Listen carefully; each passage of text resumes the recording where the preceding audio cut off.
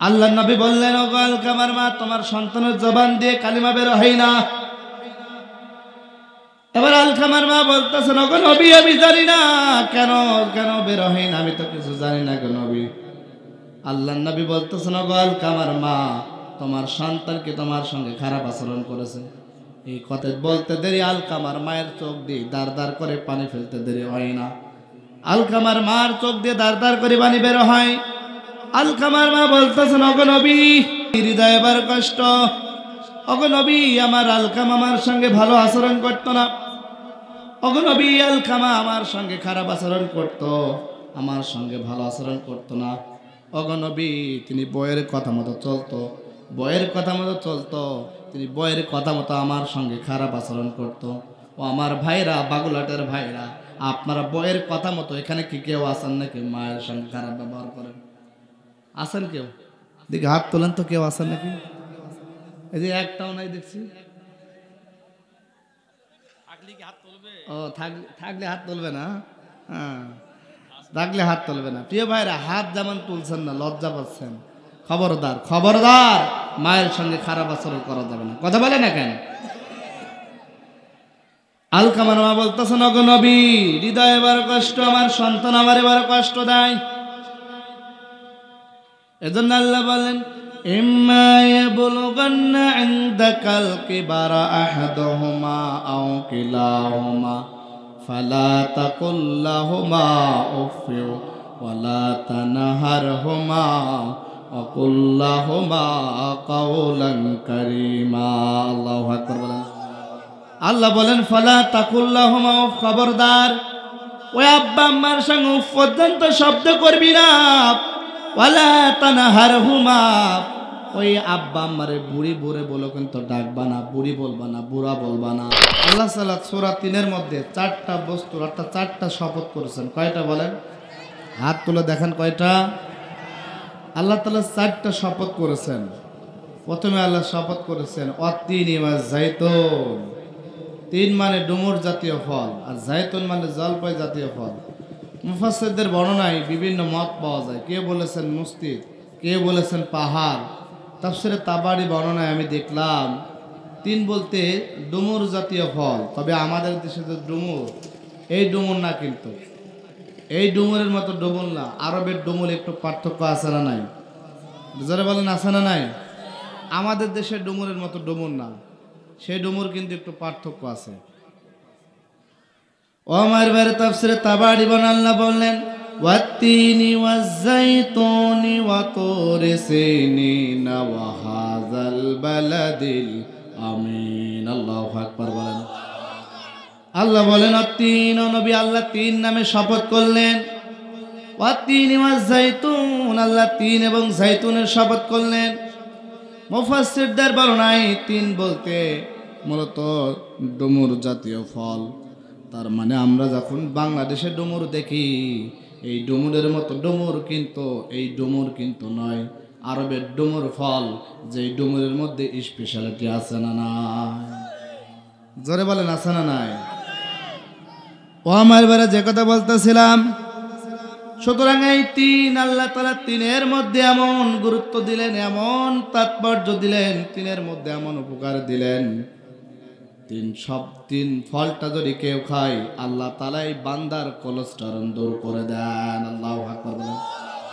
বান্দার কোলেস্টেরল থাকবে না, বান্দার অতিরিক্ত ওজন হবে না। কেউ যদি তিন ফল খায়, তার ক্যান্সার জাতীয় সমস্যা দূর হয়ে যাবে। তার মানে ক্যান্সার থাকবে না, বেশি ওজন থাকবে না। আবার হাড়ের যে মানুষের ব্যথা হয়ে, হাড় থেকে আল্লাহ নিরাময় দান করবেন। আল্লাহু আকবার বলেন। তিন ফলটা যদি কেউ খায়, অনেক সময় অনেক সন্তানরা বিয়ে করতে চায় না। অনেক বাবা বলে আমার ছেলে তুমি বিয়ে করো। অনেক সময় অনেক ছেলে বিয়ে করতে চায় না, কারণ যৌন শক্তির অভাব। সুতরাং এই তিন ফলটা মেডিকেল সায়েন্স বলেন, এই তিন ফল যদি কেউ খায়, তার কিন্তু যৌন সমস্যা থাকবে না। বোঝেন? তার মানে কোলেস্টেরল থাকবে না, বেশি ওজন হবে না, জনশক্তি বৃদ্ধি হয়ে যাবে। এই তিনের ফলের উপকার আছে না নাই? জোরে বলেন একটু।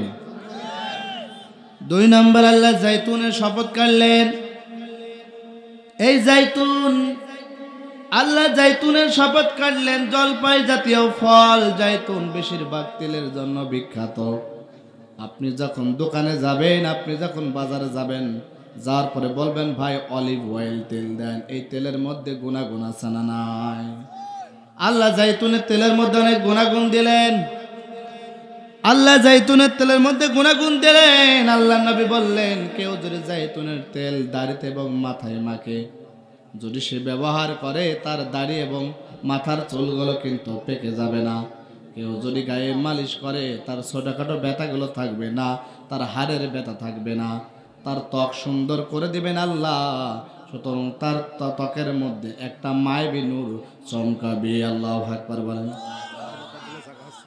ও আমার ভাইরা, যে কথা বলতেছিলাম, সুতরাং এজন্য আল্লাহ রাব্বুল আলামিন শপথ করলেন তিন এবং জাইতুনের শপথ। আল্লাহু আকবার বলেন না? এজন্য আল্লাহ বলেন ওয়াত্তিনি ওয়াজ-জাইতুনি ওয়া তুরি সিনিন ওয়া হাযাল বালাদিল আমিন। আল্লাহু আকবার বলেন। আল্লাহ রাব্বুল আলামিন তিন নামে ফলের শপথ কাটলেন। আল্লাহ জাইতুনের শপথ কাটলেন। আল্লাহ আবার তিন নম্বর আয়াত আল্লাহ শপথ কাটলেন অতুরি সিনিন, ওই চিনাই তুর পাহাড়ের শপথ কাটলেন। বিখ্যাত মুহাদ্দিসগণ বলেছেন আল্লাহ তাআলা ওই তুর পাহাড়ের সঙ্গে ইসলামের একটা বড় ধরনের সম্পর্ক আছে না নাই? জোরে বলেন না? তার মানে তুর পাহাড়ের সাথে বড় ধরনের সম্পর্ক আছে। আল্লাহ নবী মুসা পয়গম্বরকে আল্লাহ রাব্বুল আমিন তুর পাহাড়ে ডাকলেন, তাওরাত কিতাব দিলেন। আল্লাহ তাআলা তাওরাত কিতাব দিলেন তুর পাহাড়ে। মুসা পয়গম্বরকে আল্লাহ রাব্বুল আমিন ডাকলেন। ডাকার পরে মুসা পয়গম্বরকে বলেন, মুসা তোমাকে আমি তাওরাত কিতাব দেব। আল্লাহ মুসা পয়গম্বরকে তাওরাত কিতাব হিব্রু ভাষায় নিজ হাতে লিখে কাঠের ফলকের উপর আল্লাহ নাজিল করলেন। আল্লাহু আকবার বলেন। আমার ভাই তাফসীরে তাবারি বানাই, আল্লাহ তাআলা মুসা পয়গম্বরকে ডাকলেন, মুসা মুসা। আল্লাহ মুসাকে ডাকলেন তাওরাত নেওয়ার জন্য, তাওরাত কিতাব দিবেন। আল্লাহ নিজ হাতে লিখে কাঠের ফলকে আল্লাহ নাজিল করলেন তাওরাত কিতাব। মুসা আলাইহিস সালাম বললেন, আল্লাহ এই যে কাঠের ফলকগুলো, আমার ভাই হারুন আলাইহিস সালাম নবী, আমিও নবী, আমার ভাই এবং আমি এই কাঠের ফলক নিতে কিন্তু কষ্ট হবে না। মুসা পয়গম্বর আল্লাহরে বলেন, আল্লাহ তাওরাত কিতাব। মুসা পয়গম্বর তাওরাত কিতাব নেবেন কাঠের ফলক থেকে। মুসা পয়গম্বর এবার তাওরাত কিতাবগুলো তিনি নেবেন। নেওয়ার সময় তাওরাত কিতাব কিন্তু তিনি তুলতে যায়, কিন্তু তুলতে পারে না। তিনি এদিকে ধরে পারে না, ওদিকে ধরে পারে না। চারিদিক মুসা পয়গম্বর চেষ্টা করলেন, ধরতে পারে না। মুসা পয়গম্বর এবার কাঠের ফলক নিচে ধরবে, মাঝখানে ধরে তুলবে, তাও পারে না। এবার মুসা আলাইহিস সালাম বলতেছেন, আল্লাহ আমি তো ধরতে পারি না, আমার ভাই জিবরাইল আলাইহিস সালামকে পাঠিয়ে দেন। জিবরাইল আলাইহিস সালাম আসলেন। আসার পরে জিবরাইল আলাইহিস সালাম ধরলেন। মুসা আলাইহিস সালাম বলতেছেন, ভাই জিবরাইল তুমি ওই পাশে ধরো, আমি এই পাশে ধরি। জিবরাইল আলাইহিস সালাম ধরলেন, ধরার পরেও কিন্তু তুলতে পারেন। আল্লাহু আকবার বলেন না? এবার জিবরাইল আলাইহিস সালাম ধরলেন, ধরার পর তুলতে পারে না। মুসা পয়গম্বর পারে না, জিবরাইল আলাইহিস সালাম পারে না। এবার মুসা পয়গম্বর বলতেছেন, আল্লাহ এই কাঠের ফলক তো আমি ধরতে পারি না। জিবরাইল আলাইহিস সালাম আমার ভাই, তিনি ধরলেন, তিনিও তো পারেন না। আল্লাহ কাঠের বড় ওজন আমরা কেমন করে তুলব? আল্লাহ মুসা পয়গম্বরকে বলেন, মুসা ও মুসা, ফেরেশতা জিবরাইলের দরকার নাই, তুমি পারবা। আল্লাহু আকবার বলেন না? ও মুসা তুমি পারবা, জিবরাইল আলাইহিস সালামের কোনো দরকার নাই। এবার আল্লাহ রাব্বুল আমিন মুসা পয়গম্বরকে বললেন, মুসা তুমি বিসমিল্লাহ বলে কাঠের ফলক ধরো। মুসা পয়গম্বর বিসমিল্লাহ বলে কাঠের ফলক ধরলে সঙ্গে সঙ্গে উঁচু হয়ে যায়। মুসা পয়গম্বর বলতেছেন, আল্লাহ এ তো আমি একাই পারতেছি। আল্লাহু আকবার বলেন না? আল্লাহ মুসারে বলেন, মুসা প্রথম পারলেন না কেন? বলে, আল্লাহ তো জানি না, অনেক ভারী, আমি মনে করলাম সিম্পল কাঠ নিয়ে যাব, এর চেয়ে অনেক কাঠ আমি নিয়ে যাই, কিন্তু এই কাঠগুলো তো আমি নিতে পারি না, কেন বুঝলাম না। আল্লাহ মুসা পয়গম্বরকে বললেন, মুসা এই যে কাঠ সাধারণ কোনো কাঠ নয়, এই যে কাঠ দেখতেছো সাধারণ কোনো কাঠ নয়, ওই কাঠের উপর আল্লাহর বাণীর পাওয়ার আছে না নাই? তার মানে আল্লাহর বাণীর পাওয়ার আছে। আল্লাহ বললেন, কিতাবুন আনজালনাহু ইলাইকা লিতুখরিজান নাসা মিনাজ যুলুমাতি ইলান নূর। আল্লাহ বললেন এই কিতাব যখন আল্লাহ মানুষকে দেন, মানুষকে অন্ধকার থেকে আলোর পথে দান করার জন্য। সুতরাং কেউ যদি এই কিতাব মেনে নেয়, তার অন্ধকার পথগুলো আলোকিত করে দিবেন তিনি কে? প্রিয় ভাইরা, এজন্য মুসা আলাইহিস সালামের তুর পাহাড়ের শপথ কাটলেন। এই তুর পাহাড় মিশরের দক্ষিণ সিনাই উপত্যকা অবস্থিত। তুর পাহাড় বিশাল বিশাল, প্রায় 3000 ফুট উপরে বিশাল একটা পাহাড়, পাথরের পাহাড়। মুসা পয়গম্বর একদিন আল্লাহরে বলতেছেন, আল্লাহ আমি তোমাকে দেখতে চাই। আল্লাহু আকবার বলেন না। মুসা পয়গম্বর বলতেছেন, আল্লাহ আমি তোমাকে দেখতে চাই। আল্লাহ বলতেছেন, লান তারানি, ও মুসা তুমি আমারে দেখতে পারবা না। মুসা পয়গম্বর বলতেছেন, আল্লাহ আমি তোমাকে দেখবো, ইয়েস দেখবো। আল্লাহ বলতেছেন, মুসা তুমি আমারে দেখতে পারবা না। বারবার মুসা পয়গম্বর আবদার করতেছেন, আল্লাহ তোমার আমি দেখব। আল্লাহ বারবার বলতেছেন, নো নো নো মুসা তুমি আমারে দেখতে পারবা না। ও মুসা, পৃথিবীর শুরু থেকে পর্যন্ত কোনো মানুষ, কোনো প্রাণী, কোনো আমার সৃষ্টি আমাকে দেখি নাই। ও মুসা তুমি আমারে কিন্তু দেখতে পারবা না। মুসা পয়গম্বর যখন আবদার করলো, বারবার যখন জেদ ধরলো, আল্লাহ তোমার আমি দেখতে চাই। আল্লাহ রাব্বুল আমিন মুসা পয়গম্বরকে বললেন, মুসা যাও তুমি তুর পাহাড়ে চলে যাও। ও মুসা তুমি তুর পাহাড়ে চলে যাও। মুসা পয়গম্বর তুর পাহাড়ে আসলেন। আসার পরে এবার মুসা পয়গম্বর বলতেছেন, ও আল্লাহ তোমার আমি দেখবো কেমন করে? আল্লাহ রাব্বুল আমিন মুসা পয়গম্বরকে বললেন, মুসা এইভাবে তুমি আমারে দেখতে পারবা না। আল্লাহ তাআলা একটা বর্ডার করে দিলেন, ওই বর্ডারের মধ্যে, পাহাড়ের এলাকার বর্ডারের মধ্যে যতগুলো পোকামাকড় পশু পাখি সব আল্লাহ অর্ডার দিয়ে দিলেন, তোমরা চলে যাও। আল্লাহু আকবার বলেন। ব্যাং, সাপ, পোকা যতগুলো সব বর্ডারের বাইরে চলে গেল। এবার ফেরেশতারা ছিল, আল্লাহ রাব্বুল আমিন ফেরেশতাদের বললেন, ফেরেশতারা তোমরা বর্ডারের বাইরে চলে যাও। সব প্রাণী বর্ডারের বাইরে চলে গেল। আল্লাহর সৃষ্টি যত ছিল সব বর্ডারের বাইরে চলে গেল। অনলি তুর পাহাড়ে মুসা পয়গম্বর একা, অনলি একা।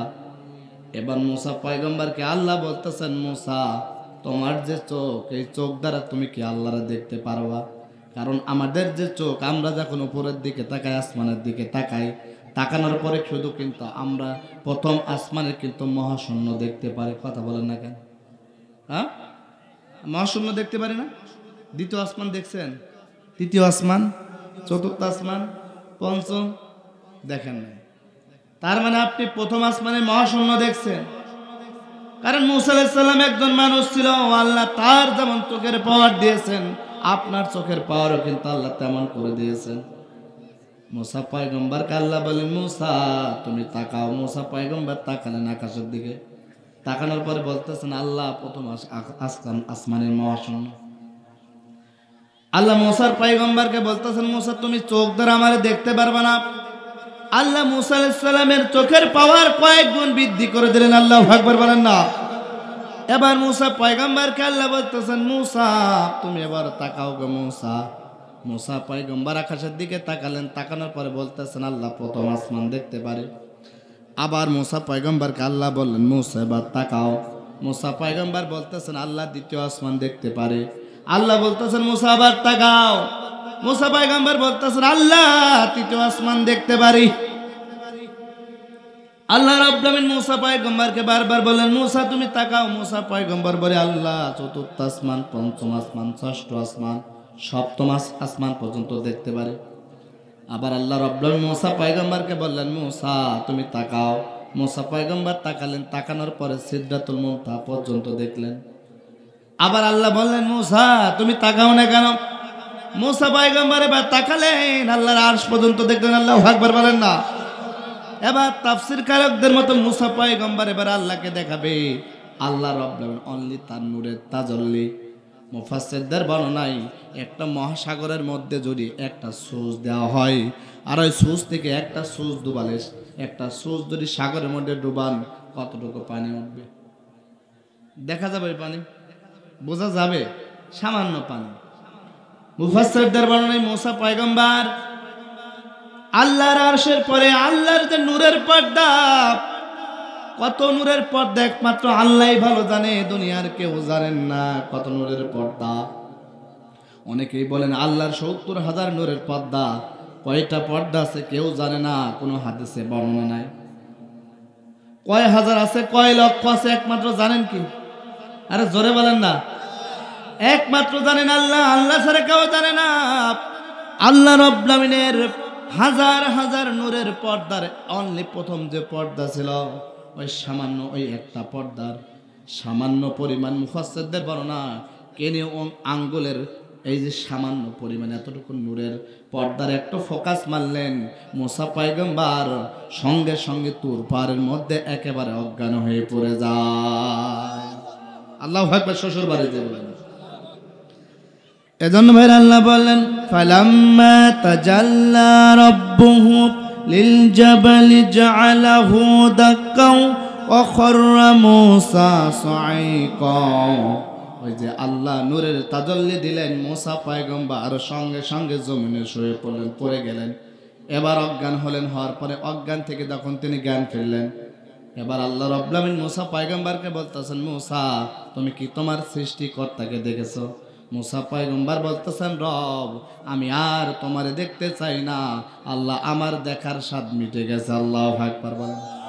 প্রিয় ভাইরা, এজন্য আল্লাহ বললেন, ওয়াতুরি ওয়া কিতাবিম মাসতুর ফি রাক্কিম মানশুর আল বাইতুল মা'মুর।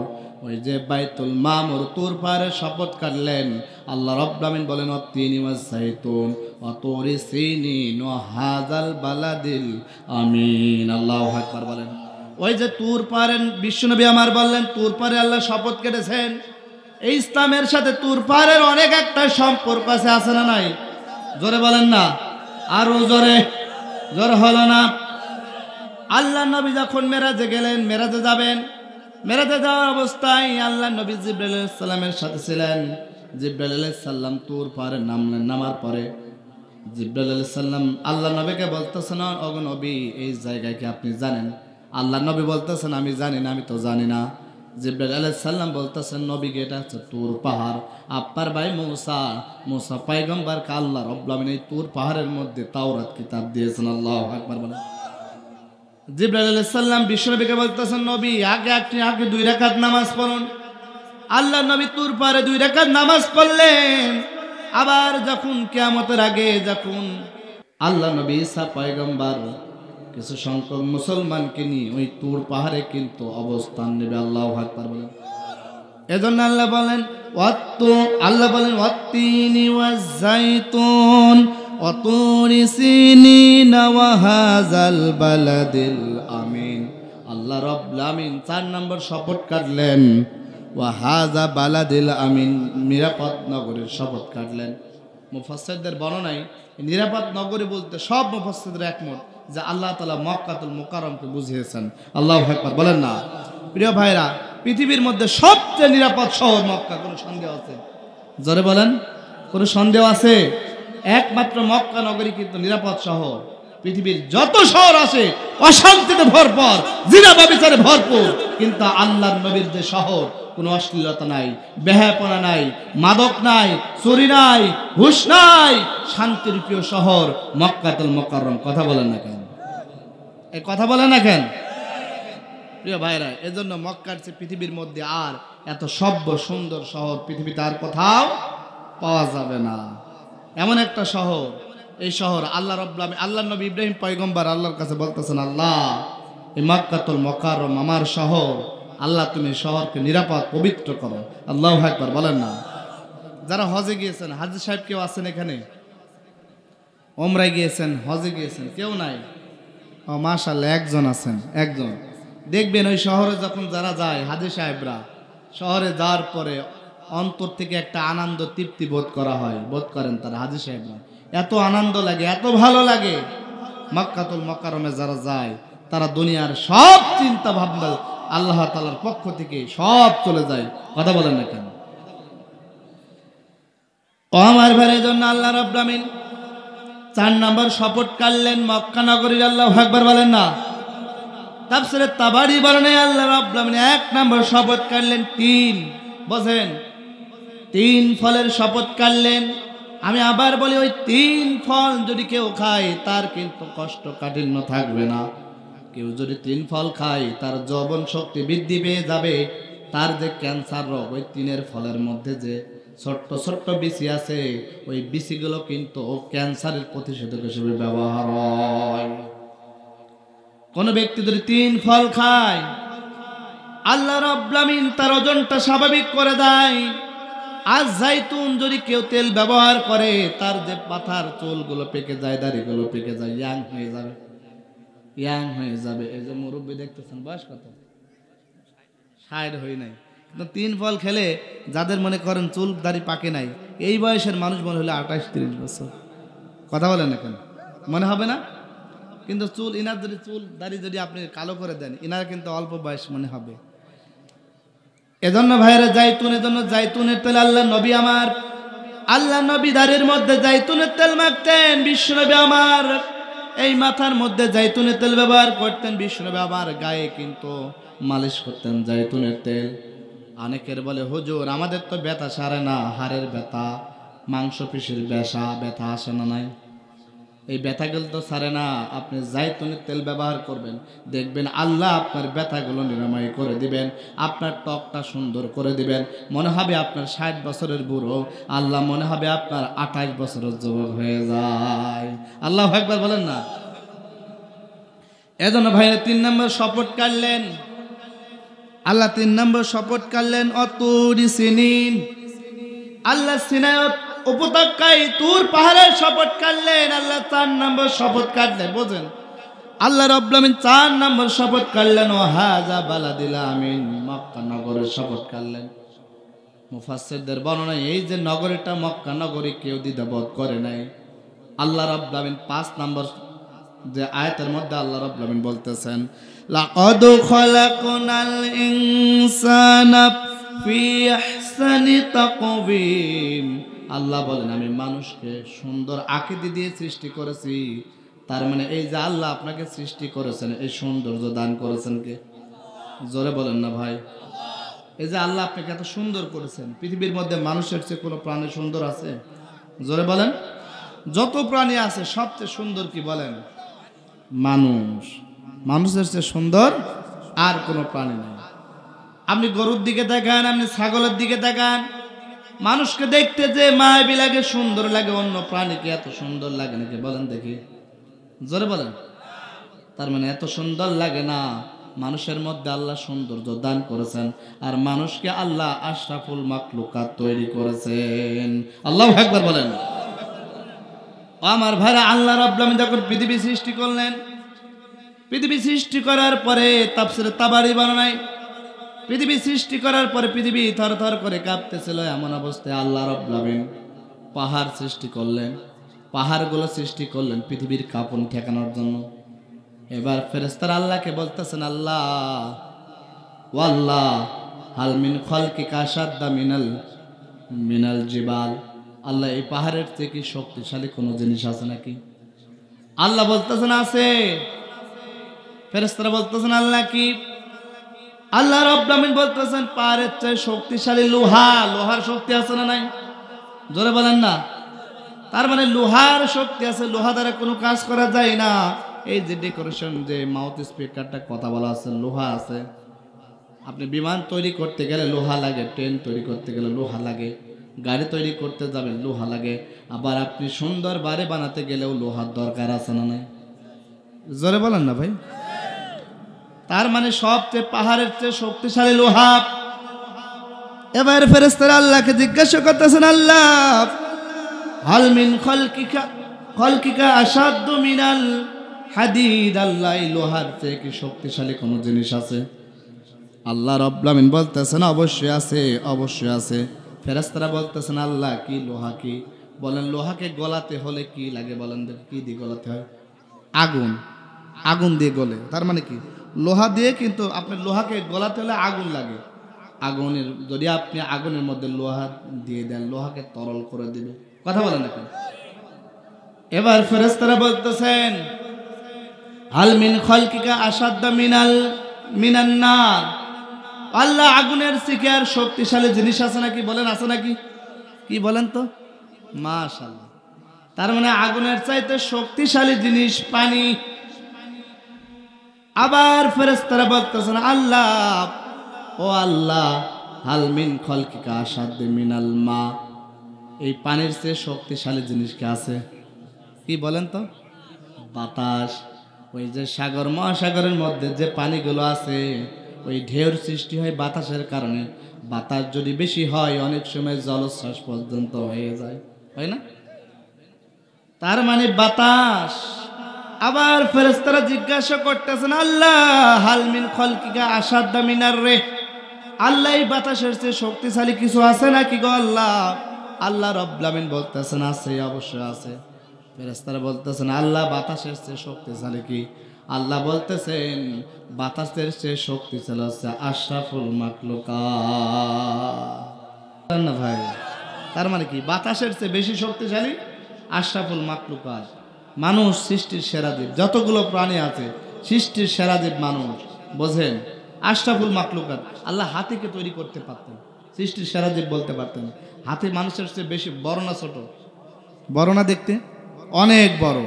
আল্লাহ বাঘকে তৈরি করতে পারতেন, আল্লাহ সিংহকে বানাতে পারতেন, কিন্তু মানুষকে বানিয়েছেন। মানুষকে বানিয়েছেন, কথা বলেন না কেন? কিন্তু এই মানুষকে আল্লাহ সৃষ্টি সেরা জীব বানিয়েছে। আবার আল্লাহ নবী বললেন পৃথিবীর মধ্যে সবচেয়ে নিকৃষ্ট মানুষ কি? সবচেয়ে নিকৃষ্ট কিছু মানুষ, নিকৃষ্ট কাজগুলো মানুষ, যে কাজগুলো পশু করে না মানুষ করে। এ কথা বলে না কেন? যে কাজগুলো পশু করে না মানুষ করে। আপনি একটা গরুকে যদি বলেন ও গরু ভাই এটা পরের জমিন, আপনি কিন্তু পরের জমিনে যাবেন না, গেলেও কিন্তু পরের ধান খাবেন না। জমিনকে শুনবে? গরু কি শুনবে? গরু শুনবে? তার মানে গরু শুনবে না। আপনি যত বাবা খালু যান বলেন, শুনবে? শুনবে না। কিন্তু একটা মানুষকে যদি একটা জমিনের পাশে নিয়ে যান, বলেন শোন এই পরের ধানটি খালি পারাবি পারাবি, ওই যে গ্যারেজ আছে একটু লুকাবি, ও দেখবেন ভয়ে কিন্তু পারাবে না। ওর মধ্যে এমন একটা বিবেক বোধ কাজ করবে, না না অযথা মানুষের ধানটা পারাই লাভ কি, অযথা ভেঙে লাভ কি। তারপরও ওই গরুর বিবেক নাই, মানুষের বিবেক আছে। তারপর গরুর চেয়ে নিকৃষ্ট প্রাণী কিন্তু মানুষ, কারণ ওই গরু কিন্তু কোনোদিন শুনছেন গরু গরুকে মারছে? কোনো বাঘ বাঘরে মারছে? জোরে বলেন না ভাই। কোনো হাতিকে হাতিরে মারছে? কোনো সিংহ সিংহরে মেরে 10 টুকরা করছে? মানুষ মানুষরে মেরে 10 টুকরা? জোরে বলেন না। তার মানে কি? একটা যদি ছাগল ডে বলেন, ছাগল তুই একটা ছাগল ডে মেরে 10 টুকরা করছে, দেখছেন? কুকুর মানুষ দেখলে তো খাবে না? মানুষ দেখলো ঘাও ঘাও করে। তার মানে কি? মানুষ দেখলে কামড়াতে যায়, কিন্তু ওই কুকুরে মেরে একেবারে শেষ করে দিয়েছে, দেখছেন আপনি কোনোদিন? দেখেন নাই। কিন্তু মানুষ মানুষকে মারে না? মানুষ মানুষকে মারে। পৃথিবীর ইতিহাসে মানুষ মানুষকে হত্যা করে, মানুষকে মেরে রক্তাক্ত করে, মানুষ মানুষকে কেটে টুকরা টুকরা করে, মানুষ মানুষকে ধর্ষণ করে, অসভ্য কাজ করে, যেই কাজগুলো কোনো পশু করে না। পশুত্বের কাজকেও মানুষ নামে জানোয়ার হার মানায়। কথা বলে মুসলমান, ঠিক কিনা? ঠিক কিনা? ঠিক কিনা? এজন্য নিকৃষ্ট মানুষ আছে না নাই? জোরে বলেন না কেন? আপনি একজন মানুষকে 10 বছর 15 বছর জেলের মধ্যে আটকায় রাখে বিনা অপরাধে, অথচ অন্য কোনো প্রাণীর কোনোদিন করে না। চিন্তা করেন। অথচ আমরা বলি আশরাফুল মাখলুকাত, মানুষ সৃষ্টির সেরা জীব। বোঝেন? আশরাফুল মাখলুকাত, মানুষ সৃষ্টির সেরা জীব। এজন্য ভাইরা, সুতরাং এই মানুষকে আল্লাহ কেমন সুন্দর করে সৃষ্টি করেছেন। আল্লাহ বলেন লাকাদ খালাকনাল ইনসানা ফি আহসানি তাকওয়িম। আল্লাহ এই মানুষকে সুন্দর করে সৃষ্টি করেছেন, এমন সুন্দর করে সৃষ্টি করেছেন। মানুষকে আল্লাহ সৌন্দর্য দান করেছেন, মানুষকে আল্লাহ বিবেক দিয়েছেন, মানুষকে আল্লাহ হাত দিয়েছেন, মানুষকে আল্লাহ পা দিয়েছেন, মানুষকে আল্লাহ বিবেক দিয়েছেন। কিন্তু এই মানুষ, আল্লাহ রাব্বুল আমিন বলেন এই মানুষ তুমি কিন্তু এমন একটা, তোমার কোনো অস্তিত্ব ছিল না। কথা বলেন না কেন? আল্লাহ তোমাকে একটা সুন্দর করেছে, এমন একটা সময় তোমার অস্তিত্ব ছিল না। তাফসীরে ফিস জালাল কোরআনে বলেন, আল্লাহ বলেন হাল আতা আলাল ইনসানি হিনুম মিনাদ দাহরি লাম ইয়াকুন শাইয়্যাম মাযকুরা। আল্লাহ বলেন, ও মানুষ, এমন একটা সময় ছিল, লাম ইয়াকুন শাইয়্যাম মাযকুরা, তোমার কোনো অস্তিত্ব ছিল না। ছিল নাকি? মানুষের কোনো অস্তিত্ব ছিল না। মুফাসসিরদের বর্ণনা এখানে দুইটা অপশন। একদল মুফাসসিররা বলেছে আল্লাহ তাআলা আদম পয়গম্বরকে উদ্দেশ্য করে এখানে বলেছে, কারণ আদম আলাইহিস সালামকে যখন আল্লাহ সৃষ্টি করলেন, আদম আলাইহিস সালামকে যখন সৃষ্টি করলেন, কেউ কেউ বলেছেন এটার কথা, আবার কেউ কেউ বলেছেন এই মানুষ আমাদের কথা বলেছেন। আমরা যখন মায়ের গর্ভে ছিলাম, মায়ের গর্ভে আসার আগে কিন্তু আমরা পিতার কিন্তু পৃষ্ঠদেশ থেকে এক ফোঁটা বীর্য হয়ে এসেছি। কথা বলে না কেন?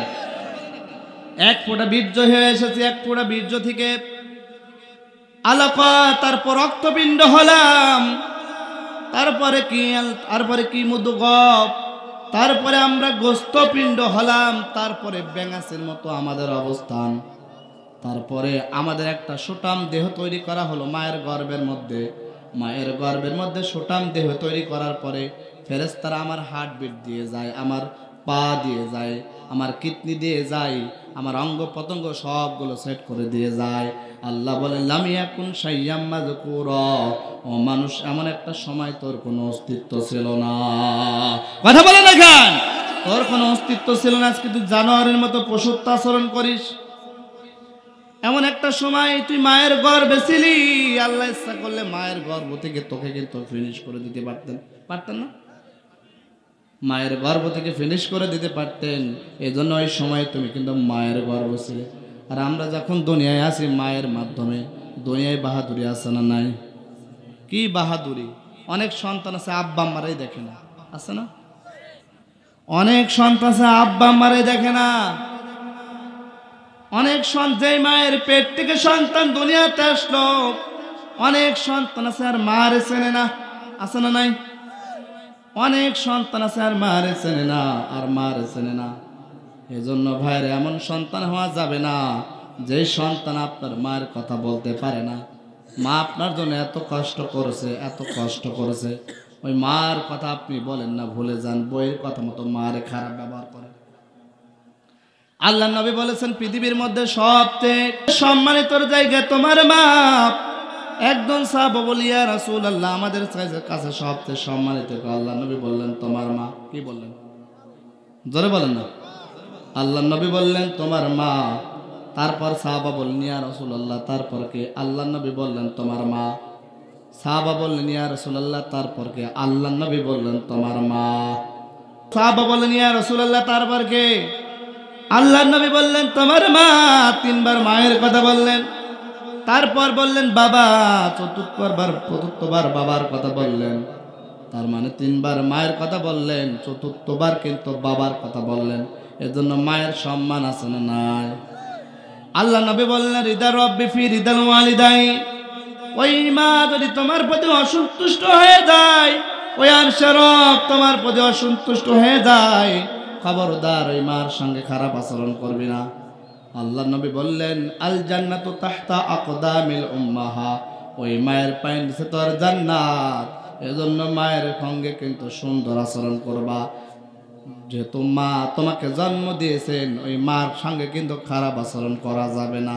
ওগো মা, তুমি এই ধরনের শ্রেষ্ঠ নিয়ামত, তোমার পদতলে রয়েছে জান্নাত।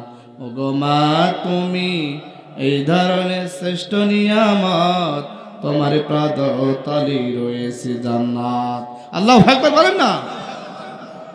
এজন্য আল্লাহ নবী বললেন, ওই মা তোর জন্য জান্নাত, ওই মা তোর জন্য জাহান্নাম। ওই মা যদি বদ্ধ দিয়ে দেয়, তোর মৃত্যুর সময় কিন্তু জবান দিয়ে কালেমা বের হয় না, হবে না। আল্লাহ নবী বললেন, খবরদার ওই মা বাবার সঙ্গে কিন্তু খারাপ আচরণ করবে না। আল্লাহ নবীর একজন সাহাবা ছিল হযরত আলকামা রাদিয়াল্লাহু তাআলা আনহু। তিনি যখন মৃত্যু শয্যায় শায়িত, আমাদের মধ্যে যদি কেউ মৃত্যু শয্যায় শায়িত, জানটা বের হবে, বোঝা যায় না? যায় না? আমরা তখন কি বলি? তার কানে গারে আমরা বলি, তোর কানে, তার কানের কাছে বলি কালেমাতে বাতানে, বলি ভাই কালিমা পড়ো, বলি না? ভাই তওবা করো, কালিমায়ে শাহাদাত পড়ো, বলি না? কি আল্লাহ নবী সাহাবা আলকামা রাদিয়াল্লাহু তাআলা আনহু মৃত্যু সজ্জায় শায়িত। এবার সাহাবার বলতেছেন, আলকামা তুমি কালিমা পড়ো। আলকামার জবান দিয়ে কালিমা বের হয় না। এবার সাহাবারা বারবার বলে, আলকামা তুমি কালিমা পড়ো। আলকামার জবান দিয়ে কিন্তু কালিমা বের হয় না। এবার সাহাবারা চিন্তিত হয়ে গেল, কি ব্যাপার, আল্লাহ নবীর প্রিয় সাহাবা, আলকামার জবান দিয়ে কেন কালিমা বের হয় না, কেন বুঝি না। এবার সাহাবারা আল্লাহ নবীর কাছে আসলো। আসার পরে আল্লাহ নবীকে বলতেছেন, ওগো নবী, আপনার প্রিয় সাহাবা আলকামা রাদিয়াল্লাহু তাআলা আনহু তার জবান দিয়ে কি বের হয় না? জোরে বলেন, জোরে বলেন। ওগো নবী, আপনার সাহাবা আলকামার জবান দিয়ে কালিমা বের হয় না। আল্লাহ নবী দ্রুত আসলেন। আসার পরে আল্লাহ নবী বলতেছেন, ওগো আলকামা তুমি কালিমা পড়ো, জবান দিয়ে কালিমা পড়ো। আলকামার জবান দিয়ে তবু কিন্তু কালিমা বের হয় না। আল্লাহ নবী সাহাবাদের বললেন, ও সাহাবারা যাও, তোমরা আলকামার মাকে ডেকে আনো। আল্লাহ নবী সাহাবারা আলকামার মাকে ডাকলেন। ডাকার পরে আল্লাহ নবী বলতেছেন, ওগো আলকামার মা, তোমার সন্তানকে কোনো নাফরমানিমূলক কাজ করেছে? আলকামার মা বলতেছেন, ওগো নবী, না, আমার জানা মতে আমার সন্তান কোনো নাফরমানিমূলক কাজ করে নাই। আল্লাহ নবী বললেন, ওগো আলকামার মা, তোমার সন্তানের জবান দিয়ে কালিমা বের হয় না। এবার আলকামার মা বলতেছেন, ওগো নবী, আমি জানি না কেন কেন বের হয় না, আমি তো কিছু জানি না গো নবী। আল্লাহ নবী বলতেছেন, ওগো আলকামার মা, তোমার সন্তানকে তোমার সঙ্গে খারাপ আচরণ করেছে। এই কথা বলতে বলতে দেরি আলকামার মায়ের চোখ দিয়ে দাঁড় দাঁড় করে পানি ফেলতে দেরি হয় না। আলকামার মার চোখ দিয়ে দাঁড় দাঁড় করে পানি বের হয়। আলকামার মা বলতেছেন, ওগো নবী, ওগো নবী, ওগো নবী, হৃদয়ে বড় কষ্ট। ওগো নবী, আমার আলকামা আমার সঙ্গে ভালো আচরণ করতো না। ওগো নবী, আলকামা আমার সঙ্গে খারাপ আচরণ করতো, আমার সঙ্গে ভালো আচরণ করতো না। ওগো নবী, তিনি বইয়ের কথা মতো চলতো, বইয়ের কথা মতো চলতো, তিনি বইয়ের কথা মতো আমার সঙ্গে খারাপ আচরণ করতো। ও আমার ভাইরা, বাগুলাটের ভাইরা, আপনারা বইয়ের কথা মতো এখানে কি কেউ আছেন নাকি মায়ের সঙ্গে খারাপ ব্যবহার করেন? আছেন কেউ? দেখি হাত তোলেন তো, কেউ আছেন নাকি? এই যে একটাও নাই দেখছি। ও থাকলে হাত তুলবে না? হ্যাঁ, থাকলে হাত তুলবে না। প্রিয় ভাইরা, হাত যেমন তুলছেন না, লজ্জা পাচ্ছেন। খবরদার, খবরদার, মায়ের সঙ্গে খারাপ আচরণ করা যাবে না। কথা বলে না কেন? আলকামার মা বলতেছেন, ওগো নবী, হৃদয়ে বড় কষ্ট, আমার সন্তান আমারে বড় কষ্ট দেয়। এজন্য আল্লাহ বলেন, ইম্মা ইয়াবলুগান্না ইনদাকাল কিবারা আহাদুহুমা আও কিলাহুমা ফালা তাকুল লাহুমা উফিউ ওয়ালা তানহারহুমা ওয়া কুল লাহুমা কাওলান কারীমা। আল্লাহু আকবার বলেন। আল্লাহ বলেন, ফালা তাকুল লাহুমা উফ, খবরদার ওই আব্বা আম্মার সঙ্গে উফ পর্যন্ত শব্দ করবি না। ওয়ালা তানহারহুমা, ওই আব্বা আম্মারে বুড়ি বুড়ে বলো কিন্তু ডাকবা না, বুড়ি বলবা না, বুড়া বলবা না।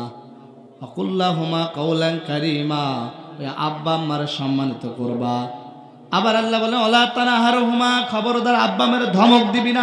কথাকার জোরে বলেন না। আল্লাহ বলতেছেন, ফালা তাকুল্লাহুমা উফ, খবরদার উফ শব্দ করবি না। ওয়ালা তানহারহুমা, খবরদার আব্বা আম্মারে ধমক দিবি না। আকুল্লাহুমা কাওলান কারীমা, আব্বা আম্মারে কিন্তু সম্মানিত করে ডাকবা, ভালো ব্যবহার করবা। আলকামার মা বলতেছেন, ওগো নবী, আমার সন্তান আমার হৃদয়ে বড় কষ্ট দেয়। আল্লাহ নবী বললেন, ওগো আলকামার মা, তুমি তোমার সন্তানকে ক্ষমা করে দাও। আলকামার মা বলতেছেন, ওগো নবী, না, হৃদয়ে বড় কষ্ট। ওগো নবী, না, না, আমার সন্তানকে আমি ক্ষমা করতে পারি না, আমার হৃদয়ে বড় কষ্ট। আল্লাহ নবী সাহাবাদের বলেন, ওগো সাহাবারা শোনো, তোমরা কি করো, লাকড়ি আনো, আকাশ জ্বালাও, আগুন জ্বালাও, আমি আলকামাকে আগুনের মধ্যে ফেলে দেব, দেখি আলকামার মা কেমন করে সহ্য করে। আল্লাহ নবী যখন এই কথা বললেন, আলকামার মা চিৎকার দিয়ে বলতেছেন, ওগো নবী, ওগো নবী, না, না, না, হৃদয়ে বড় কষ্ট, আমার নার্সের ধন আলকামা, ওগো নবী, না, না, না, আমার সন্তানটা আগুনের মধ্যে ফেলেন না। ওগো নবী, আমার সন্তান আলকামাকে আমি এখন থেকে ক্ষমা করে দিলাম। আল্লাহ নবী এবার আসলো আলকামার কাছে। আলকামার জানটা খাবি খাই বের হয়ে যাবে এমন অবস্থায় আল্লাহ নবী আলকামার কানের ঘরে বলতেছেন, কানের পাশে বলতেছেন, ওগো আলকামা কালিমা পড়ো। আল্লাহ নবী এই কথা বলতে দেরি আলকামার জবান দিয়ে কালিমা পড়তে দেরি হয় না, আলকামা জবান দিয়ে কালিমা পড়ে, লা ইলাহা ইল্লাল্লাহু মুহাম্মাদুর রাসূলুল্লাহ সাল্লাল্লাহু। এজন্য আলকামার জবান দিয়ে কালিমা বের হয়ে গেল। আল্লাহ নবী বললেন, ওই মা যদি তোর জন্য বদদুয়া দিয়ে দেয়, তোর জবান দিয়ে কালিমা বের হবে না, মৃত্যুর সময় তোর জবান দিয়ে কালিমা বের হবে না, তোর দুনিয়াও শেষ আখিরাতও শেষ। খবরদার আব্বা আম্মার সঙ্গে কিন্তু খারাপ আচরণ করবে না। খবরদার খবরদার, আব্বা আম্মার সঙ্গে কিন্তু সুন্দর আচরণ করা লাগবে। কথা বলে না কেন? ও আমার ভাই, ওই যে আব্বা ওই মা তোর জন্য কত কষ্ট করেছে, কত কষ্ট করেছে তোর জন্য। মা তোর জন্য 10 মাস 9 দিন গর্ভে ধারণ করেছে, কত মাস জীবন পর্যন্ত দিয়ে দিয়েছে সন্তানকে পৃথিবীর মুখ দেখানোর জন্য।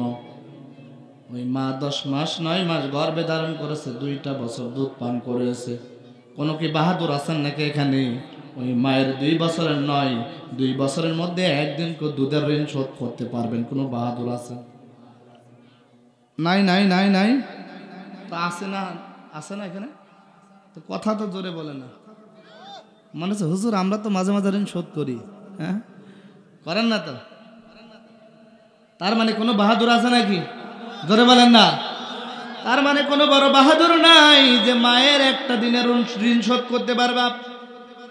আল্লাহ নবী বললেন, লাউ কাতাতা জিলদাক, যদি তোমার মায়ের জন্য তুমি তোমার গায়ের চামড়া কেটে রোদে শুকাও, রোদে শুকায় যদি তুমি মায়ের জন্য জুতা বানায় মায়ের পায়ে পরিয়ে দাও, ওই যে একটা দিনের দুধের ঋণ, তবু তুমি কিন্তু সন্তান, মায়ের ঋণ কিন্তু শোধ করা যাবে না। মায়ের এক ধার দুধের দাম কাটিয়া গায়ের চাম, মায়ের এক ধার দুধের দাম কাটিয়া গায়ের চাম, পাপজ বানাইল ঋণের শোধ হবে না। এমন দরদে ভাবে কেউ হবে না আমার মা গো। মায়ের এক ধার দুধের দাম কাটিয়া গায়ের চাম, মায়ের এক ধার দুধের দাম কাটিয়া গায়ের চাম, পাপজ বানাইল ঋণের শোধ হবে না। এমন দরদে ভাবে কেউ হবে না আমার মা গো। এমন দরদে ভাবে কেউ হবে না আমার মা গো। আহারে, শোধ করা যাবে? জোরে বলেন। এজন্য ভাই রয়ে যে মা আপনার জন্য কি কষ্ট না করেছে। এই যে শীতের রাত, এই যে শীতের রাত, এই শীতের রাতের মধ্যে আপনি কত প্রসাব করে দিয়েছেন, কত পায়খানা করে দিয়েছেন, মাকে কত কষ্ট দিয়েছেন। মা কি বিরক্ত বোধ করেছে? হ্যাঁ, জোরে বলেন না, জোরে বলেন না। তার মানে মা বিরক্ত বোধ করে নাই, মা কিন্তু কোনোদিন বিরক্ত বোধ করে নাই। আমার ভাই, এখন মাটা বৃদ্ধ হয়ে যায়, বৃদ্ধা হয়ে যায়, বাবা বৃদ্ধ হয়ে যায়, বৃদ্ধা হয়ে যায়। আপনি কেমন কোলাঙ্গার সন্তান, ওই মা বাবারে বৃদ্ধাশ্রমে দিয়ে রাখেন, দেখেন না আপনার মা ভিক্ষা করে খায়। আল্লাহর কসম করে বলি, আপনার যে কোলাঙ্গার সন্তান এই বাংলার ভূখণ্ডে হতে পারে না। কথা বলেন না কেন?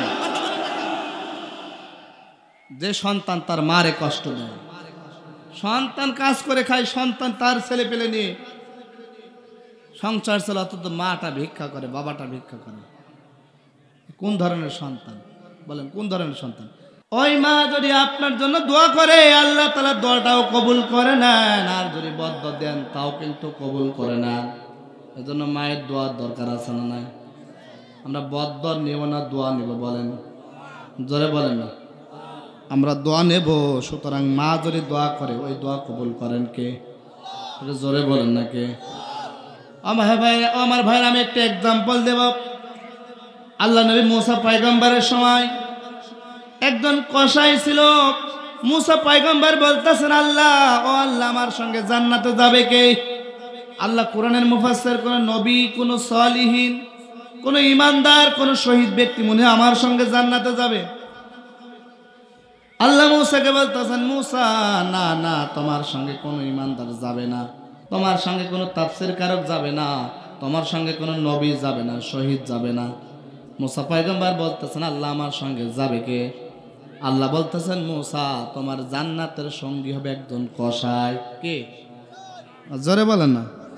মুসা পয়গম্বর মনটি একটু বেজার করে ফেলেন, আল্লাহ, আমার সঙ্গে কসাই যাবে জান্নাতে? আল্লাহ, আমার সঙ্গে কসাই যাবে জান্নাতে? আল্লাহ রাব্বুল আমিন মুসাকে বলতেছেন, মুসা, ওই কসাই যাবে জান্নাতে, যাও অমুক বাজারে যাও, তুমি কসাইকে আগে দেখো। মুসা পয়গম্বর কসাইয়ের কাছে গেলেন। যার পরে কসাই তিনি মাংসগুলো কাটতেছে আর বিক্রয় করতেছে, নরম মাংসগুলো এক জায়গায় রাখতেছে, নরম মাংসগুলো তিনি এক জায়গায় রাখতেছে। এবার কসাই সারাদিন ব্যবসা করার পর সন্ধ্যার সময় নরম মাংস নিয়ে তিনি বাড়ির দিকে হাঁটে। মুসা পয়গম্বর তার পিছন পিছনে যায়। যাওয়ার পরে এবার মুসা পয়গম্বর তার বাসায় দরজাতে নক করে। নক করার পরে এবার কসাই দরজা খোলে। খোলার পরে বলতেছেন, ভাই, মান আংতা, তুমি কে? তখন মুসা পয়গম্বর বলতেছেন, ভাই, আনা মুসাফির, আমি মুসাফির, আমাকে একটু তুমি মেহমানদারি করবা, একটু জায়গা দিবা, আশ্রয় দিবা। কসাই ভিতরে আনলেন। আনার পরে বলতেছেন, ভাই, তুমি এই রুমে দাঁড়া, বসো। এবার কসাই মুসা পয়গম্বরকে রুমের মধ্যে বসায়া এবার কসাই তার অন্য রুমে গেলেন। যাওয়ার পরে একজন বৃদ্ধা মহিলাকে খাট থেকে নামালেন। নামানোর পরে তাকে গোসল করলেন, পরিষ্কার পরিচ্ছন্ন করে গোসল করালেন। গোসল করানোর পরে ওই মাংসগুলা তিনি নিজ হাতে রান্না করলেন, রুটি বানালেন। রুটি বানানোর পরে এবার নরম মাংসগুলা তিনি রুটির সঙ্গে তার মায়ের মুখে তুলে দেয়। মুসা পয়গম্বর দেখতেছেন তার মা বৃদ্ধা কি যেন বিড়বিড় করে কি যেন বলে। এবার কসাই তার মাকে খাওয়ানোর পরে মুসা পয়গম্বরের কাছে আসলেন। আসার পরে এবার মুসা পয়গম্বর বলতেছেন, ভাই, ওই যে বৃদ্ধা মহিলা, উনি কে? এবার কসাই বলতেছে, উনি আমার কেউ না, উনি আমার জনম দুঃখিনী মা, উনি আমার জনম দুঃখিনী মা। মুসা পয়গম্বর বলতেছেন, ভাই, উনি যেন বিড়বিড় করে কি যেন বলে। এবার কসাই বলতেছেন, ভাই, আমার মা একটা বিড়বিড় করে একটা পাগলা দোয়া করে। কি দোয়া? একটু জোরে বলেন না, একটু আরো জোরে বলেন। মুসা পয়গম্বর বলতেছেন, আমার মা একটা পাগলা দোয়া করে। আমার মা প্রতিদিন দোয়া করে, খাবারের শেষে বলে, আল্লাহুম্মা জাআল ইবনি জালিসা মুসা ইয়াউমাল কিয়ামা। আমার মা বলে, আল্লাহ, আমার যে সন্তান আমাকে এত যত্ন করে, আমাকে এত যত্ন করে, আমাকে এত খাতির করে, আমার এত সেবা করে, আল্লাহ, আমাদের পয়গম্বর, আমাদের এই জামানার পয়গম্বর মুসা পয়গম্বরের সঙ্গে আমার সন্তানকে তুমি জান্নাতে দিও আল্লাহ। এই যে মা দোয়া করলেন। এবার মুসা আলাইহিস সালাম বুঝলেন যে আল্লাহ কেন আমাকে বলল এটা কসাই তোমার সঙ্গে জান্নাতে যাবে। মুসা পয়গম্বর এবার কসাইকে বলতেছেন, ভাই কসাই, তুমি কি জানো আমি কে? এবার কসাই বলতেছে, না, আমি তো জানি না। মুসা পয়গম্বর বলতেছেন, ভাই, তোমার মা যে পাগলা দোয়াটা করে, আল্লাহ এই পয়গম্বর, এই জামানার শ্রেষ্ঠ পয়গম্বর মুসার সঙ্গে আমার সন্তানকে জান্নাতে দিও। আমি আর কেউ না, এই জামানার পয়গম্বর আল্লাহর নবী মুসা আলাইহিস সালাম। আল্লাহু আকবার বলেন না। এজন্য সুতরাং ভাই, ওই মা যদি দোয়া করেন, কবুল করেন কে? জোরে বলেন না। ওই মা যদি বদদোয়া করেন, কবুল করেন আল্লাহ। সুতরাং মায়ের দোয়া নেবেন না বদদোয়া নেবেন? জোরে না বলেন। দোয়া নেবেন কারা কারা? হাত তুলে দেখান, হাত তুলে দেখান। আল্লাহ কবুল করেন, বলে না আমি। প্রিয় ভাইরা, আমরা মায়ের দোয়া নেব। বদদোয়া যেই সন্তান মাকে বৃদ্ধ অবস্থায় দেখে না, বাবাকে দেখে না, আমি মনে করি ওই সন্তান কুলাঙ্গার সন্তান ছাড়া আর কিছু হতে পারে না। কথা বলি মুসলমান, ঠিক কিনা? বিবেকবান সন্তান তার মাকে কষ্ট দিতে পারে না। সারা জীবন তোমার লালন পালন করেছে, তোমার অর্থ দিয়ে বড় করেছে, আর তুমি বৃদ্ধ অবস্থায় তাদের লাঠি দিয়ে ঘর থেকে বের করে দাও। হ্যাঁ, এজন্য ভাইরা আল্লাহ বলেন লাকাদ খালাকনাল ইনসানা ফি আহসানি তাকওয়িম। আল্লাহ বলতেছেন ও মানুষ, তোমাকে আমি একটা সুন্দর কাঠামো করে সৃষ্টি করলাম। আল্লাহু আকবার বলেন না। দেখেন আল্লাহ পৃথিবীতে যত প্রাণী আছে সবচেয়ে সুন্দর কে বলেন দেখি, জোরে বলেন না। সবচেয়ে সুন্দর মানুষ আমরা। আল্লাহ বলে লামি ইয়াকুন শাইয়্যাম মাযকুরা। ও মানুষ, তোমার এমন একটা সময় কোনো অস্তিত্ব ছিল না। তুমি যখন মায়ের পেটের মধ্যে ছিলে, নুতফা অর্থাৎ এক ফোঁটা বীর্য তুমি মায়ের পেটের মধ্যে ছিলে, তুমি জরার মধ্যে ছিলে 40টা দিন। ওই 40 দিন পরে তারপর তুমি হলে আলাকা, তারপর তুমি হলে এক ফোঁটা রক্তপিণ্ড। তার 40 দিন পরে হলে তুমি, তারপর হলে মধুগা, তারপর তুমি গোশত টুকরা। আল্লাহ বলতেছেন তখন লাম ইয়াকুন শাইয়্যাম মাযকুরা, তখন তোমার কোনো অস্তিত্ব, জোরে বলেন, ছিল? তখন তোমার অস্তিত্ব ছিল না। ও মানুষ, ও মানুষ, ও মানুষ, তোমার অস্তিত্ব ছিল না। যখন তুমি ওই যে রক্তপিণ্ড গোস্তপিণ্ড হলে, তারপর তুমি ইমপ্রয়েল, তারপর তুমি কি ব্যাঙ্গাসি হলে, ব্যাঙ্গাসির মতো। তারপর আল্লাহ তোমার হাত বসালেন, আল্লাহ তোমার হাত বসালেন, পা বসালেন, আল্লাহ তোমার মাথা দিলেন, মাথার মধ্যে বিবেক দিলেন, বুদ্ধি দিলেন, আল্লাহ তোমার লাঞ্চ দিলেন, আল্লাহ তোমার কিডনি দিলেন। কথা বলেন না কেন? লাম ইয়াকুন শাইয়্যাম মাযকুরা। ও মানুষ, এমন একটা সময় ছিল তোমার কোনো অস্তিত্ব ছিল না। আজকে তুমি দুনিয়া তো বাহাদুরি দেখাও, এ কথা বলেন না কেন? আজকে তুমি বাহাদুরি দেখাও, আল্লাহর দ্বীনের সাথে গাদ্দারি করো, ইসলামের সাথে গাদ্দারি করো, আলেমদের সাথে গাদ্দারি করো, আল্লাহ নবীকে নিয়ে কটূক্তি করা হয়, তুমি কোনো অবস্থান নাও না, এ কথা বলেন না কেন? আল্লাহর কোরআনের এগনিস্টে চলে যাও, আল্লাহর কোরআনের দ্বারা দল করে, আল্লাহর কোরআনের দ্বারা দল করে তুমি তাদেরকে রাজাকার বলো, তুমি তাদেরকে কাঠমোল্লা বলো, জঙ্গি বলো। তুমি কেন বলো? লাম ইয়াকুন শাইয়্যাম মাযকুরা। যে সমস্ত মানুষ তোমার কোনো অস্তিত্ব ছিল না, খবরদার, আল্লাহর কোরআনের পাখি যারা, আল্লাহর কোরআনের মিশন নিয়ে যারা কাজ করে তাদের জঙ্গি বলবি না, এই কথা বলেন না কেন? খবরদার, তাদের রাজাকার বলবি না, খবরদার তাদের কাঠমোল্লা বলবি না, খবরদার তাদেরকে মৌলবাদ বলবি না, খবরদার রাজাকার বলবি না। আমার মুসলমান ভাইরা, যারা আল্লাহর কোরআনের পাখি ইমানদারকে এই ট্যাগ দেয় তারা নাস্তিক, মুনাফিক, কাফের। কথা বলেন না কেন?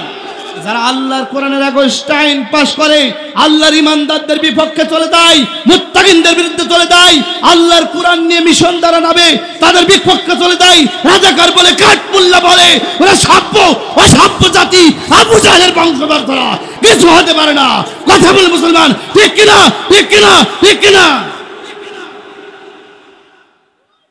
এরা সভ্য জাতি বলা যাবে? সভ্য মানুষ বলা যাবে? প্রিয় ভাইরা, আমি আলোচনা করতেছিলাম সূরা 3 থেকে। সকলের জন্য দোয়া রেখে আমি আমার আলোচনা শেষ করতেছি। আসসালামু আলাইকুম ওয়া রাহমাতুল্লাহ।